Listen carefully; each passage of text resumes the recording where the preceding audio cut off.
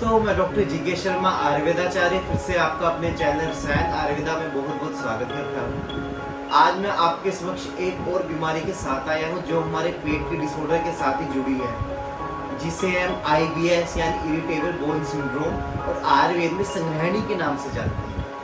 तो आज मैं इसके ऊपर डिटेल वीडियो बना रहा हूँ कि ये बीमारी है क्या। पहले तो आपको पता होना चाहिए कि IBS संग्रहणी है क्या।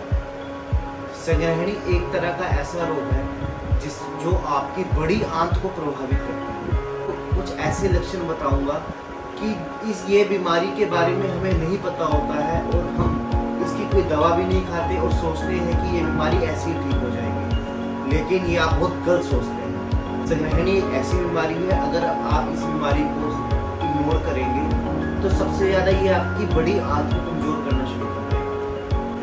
तो सबसे बड़ा लक्षण आता है इसका पेट में मरोड़ और ऐंठन।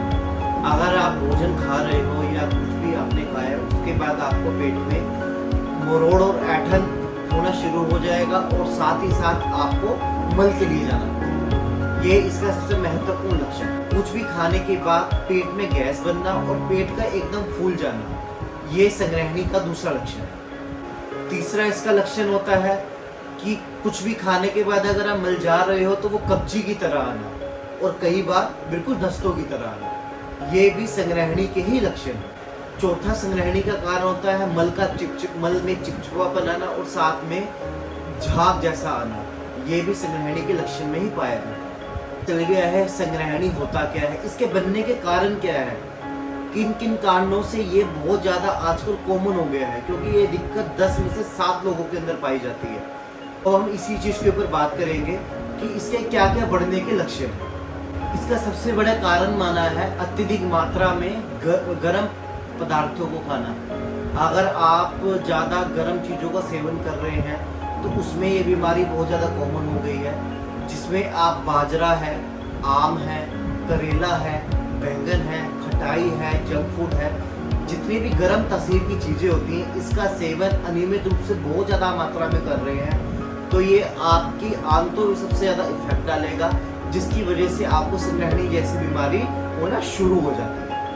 अगला कारण है हाइयर एंटीबायोटिक्स। जी हाँ, अगर आप किसी भी वजह से ज़्यादा मात्रा में एंटीबायोटिक्स का सेवन करते हैं तो वो भी संग्रहणी को बढ़ावा देते हैं। सबसे पहले तो संग्रहणी जैसी बीमारी में हमारी जो पाचन शक्ति है वो मंद हो जाती है, यानी खाने की क्षमता भी कमजोर हो जाती है। तो उसके लिए आपको सबसे पहले इस चीज़ पर ध्यान देना है कि जितनी आपकी भूख लग रही है उससे थोड़ी कम मात्रा में खाएं। अगर आपको ऐसा लगता है कि आपको 3 रोटी की भूख है तो उसमें आप 2 रोटी खाएं, जिससे आपकी पाचन शक्ति स्ट्रॉन्ग होना शुरू हो जाए।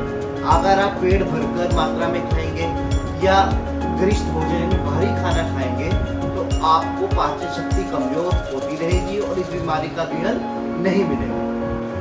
इसके अलावा कौन कौन सी खाने की चीज़ें हैं इसके खाने से आपका पाचन तंत्र स्ट्रॉन्ग होगा, साथ ही साथ संग्रहणी जैसी बीमारियों में भी वो काम करेगा। इसमें आप दही, लस्सी, नारियल पानी, इसके अलावा सिंगाड़ा, केला, ये ऐसी कुछ चीज़ें हैं अगर आप सेवन करेंगे तो आपका डाइजेशन सिस्टम भी अच्छा होगा और साथ में संग्रहणी जैसी बीमारियों में भी काफ़ी लाभप्रद बताएंगे। आपको इसमें गर्म चीज़ों का सेवन नहीं करना है, जिसमें लाल मिर्च है, अजवाइन है, दालचीनी है, आम है, करेला है, बैंगन है, अरबी है, कटहल है। ये जो ऐसी बहुत कॉमन चीज़ें हैं जो हमारी संग्रहणी को बढ़ाती हैं, आप इनका सेवन अगर नहीं करेंगे तो आप संग्रहणी जैसी बीमारियों को ठीक कर सकते हैं। तो ये हमने आपको पहले चीज़ें बताई हैं कि खाने पीने में हमें किन किन चीज़ों का सेवन करना है और किन किन चीज़ों का परहेज करना है। अब मैं आपको ऐसे कुछ घरेलू नुस्खे बताऊंगा जिससे आप IBS यानी संग्रहणी जैसी बीमारी को ठीक कर सकते हैं। आजकल संग्रहणी जैसी प्रॉब्लम छोटे बच्चों में और बूढ़े वयस्कों में पाई जाती है। तो इसमें हम उनके लिए क्या करें? उनके लिए आपने 6 ग्राम खजूर को गाय की बनी छाछ के साथ दिन में एक बार सेवन करना शुरू कर दीजिए। इससे आपको संग्रहणी में बहुत अच्छा लाभ मिलेगा। नंबर 3 पर आता है दोस्तों बेलपत्र, जिसे आप बेलगिरी के नाम से भी जानते हैं। आप बेलपत्र के चूर्ण को छाछ के साथ नियमित रूप से अगर एक बार दिन में सेवन करेंगे तो आपको संग्रहणी जैसी बीमारी में बहुत ज़्यादा आराम मिल सकता है।